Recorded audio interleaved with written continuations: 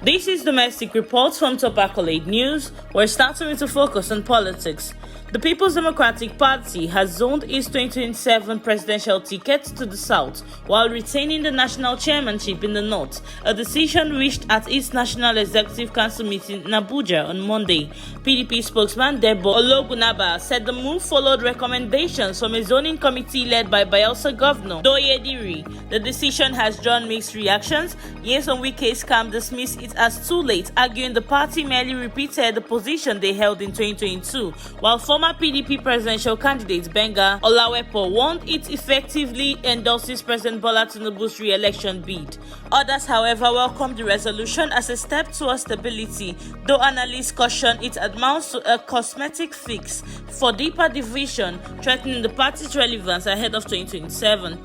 Still in politics, wife of Cross River State Governor Eyowan Otu has cleared 11 months of unpaid stipends owed to 1,234 women sweepers of the Urban Development Authority across the Central and North Senatorial Districts. The gesture concluded on Monday during celebratory events in Ugep, Ikom, Ogoja, and Obudu. Also included the distribution of 170 points of sale machines to empower the beneficiaries. Mrs. Otu said the initiative reflects Governor Basi Otu's People's First mantra, stressing that women's sacrifice would no longer go unrewarded. Local government officials and lawmakers praised the move as a beacon of hope, while beneficiaries expressed gratitude, saying the payment restored their dignity and reinforced their role as unsung heroines in keeping Cross River clean. Now in economy, all producing states in Nigeria have cut their domestic debts by about 611 billion naira between June 2023 and March 2025, largely due to record inflows from the 13% derivation fund, according to Debt Management Office data. Their total debt fell from 1.66 trillion naira to 1.05 trillion naira, with Delta, Akwa Ibom, Bayelsa, and Imo recording the largest reductions, while Rivers was the only state to increase its debt by over 60% to 364.39 billion naira.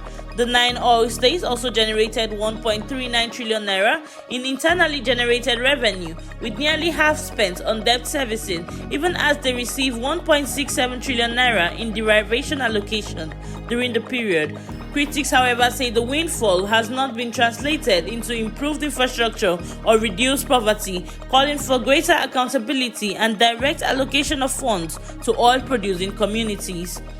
Now in business, the Manufacturers Association of Nigeria in Kano has declared readiness to bypass electricity distribution companies for direct power supply from the Niger Delta Power Holding Company, citing crippling power shortages, stalling industrial growth in the state. During a recent visit to NDPCH headquarters, Man's Kano delegation led by Dala Foods MD Ali Madugu urged inclusion in the company's eligible customer program to secure sustainable electricity for local industries. In response, NDPHC MD Jennifer Adigibe assured of the firm's willingness to sell power directly within regulatory limits, noting improved generation capacity through reviewed assets. She stressed that reliable electricity access is crucial for industrial growth, job creation, and socio-economical development. Both parties expressed optimism about sealing a partnership to unlock Kano industrial potential. Now in education, the National Association of Nigerian Students has threatened to shut down critical infrastructure nationwide if the federal government fails to meet the demands of Academic Staff Union of Universities, which on Monday reiterated its warning of an imminent strike. NAN's Assistant General Secretary Emmanuel Adejuwon said students will mobilize protests to block roads, airports, and government offices, insisting the strike must not be allowed to happen as it only punishes children of ordinary Nigerians. Meanwhile, ASUU branches across the country renewed calls for implementation of agreements, payment of withheld salaries and allowances, and rejection of IPPIS platforms, warning that continued neglect of universities will trigger another nationwide strike. Still on education, the federal government has made ethics screening and criminal background checks mandatory for all teachers in public and private schools under a newly unveiled teacher ethics and criminal record verification framework. Announcing the policy in Abuja at the launch of the Teachers Registration Council of Nigeria digital portal, Minister of Education Dr. Tunji Alasu said no teacher will henceforth be employed without clearance, stressing that the move is aimed at restoring dignity and professionalism in the education sector. The TRCN digital portal will integrate real-time registration, licensing and monitoring, allowing schools and stakeholders to verify teachers' ethics compliance and credentials. TRCN Register Dr. Runke Soyombo added that the portal will boost teacher quality with AI-powered lesson planning and state-level investigation panels. Now in health, the Federal Competition and Consumer Protection Commission has cautioned Nigerians to avoid consumption of fruit ripened with calcium carbide, warning that the chemical contains toxic substances like phosphorus that pose serious health risks.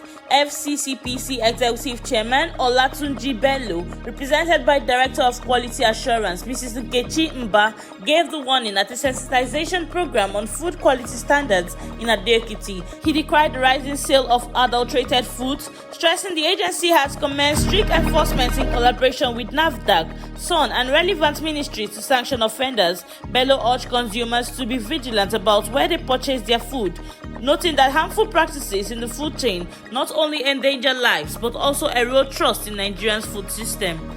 Now in crime, the National Drug Law Enforcement Agency has arrested a 55-year-old suspected drug kingpin, Muhammad Abubakar, also known as Bello Karama, along with 5 members of a syndicate at Malamaminu Kano International Airport, accusing of planting illicit drugs in passengers' luggages. NDLEA spokesperson Femi Babafemi revealed in Abuja that the gang was responsible for implicating 3 innocent Nigerian pilgrims who are currently detained in Jeddah for alleged drug trafficking after 6 extra bags containing narcotics were secretly tagged to their names. Investigations showed the drugs were checked in by syndicate-linked aviation staff, while the ringleader, Karama, boarded a different airline to cover his tracks. The NDLEA said the arrest followed swift investigation after petition from the victim's family and assured that the evidence gathered would help secure justice and prove the pilgrims innocent.